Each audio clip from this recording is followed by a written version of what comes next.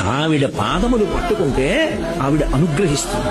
ఆవిడ పాదాలు పట్టుకోవడం అంత తేలిక లోకంలో ఇంకొకటి లేదు. ఎందుకని ఆవిడే ఎదురు చూస్తుంటుంది, ఎవడైనా వస్తాడా నమస్కారం అంటాడా అని చూస్తుంటుంది. సంతోషతరంగితస్య కామాక్షి, పరమ సంతోషంతో చెయ్యాలి. మనస్సు పొంగు రావాలి పూజ చేస్తుంటే.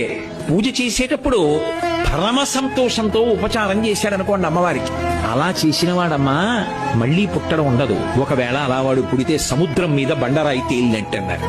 అమ్మా అనొక్కసారి పిలిచి నమస్కారం చేస్తే చాలు, వెంటనే నేనున్నాను రా బిడ్డా అని అమ్మవారు కాపాడుతుంది.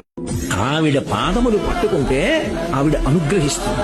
ఆవిడ పాదాలు పట్టుకోవడం అంత తేలిక లోకంలో ఇంకొకటి లేదు. ఎందుకని ఆవిడే ఎదురు చూస్తుంటుంది, ఎవడైనా వస్తాడా నమస్కారం అంటాడా అని చూస్తుంటుంది. సంతోషతరంగితస్య కామాక్షి, పరమ సంతోషంతో చెయ్యాలి. మనస్సు పొంగు రావాలి పూజ చేస్తుంటే. పూజ చేసేటప్పుడు పరమ సంతోషంతో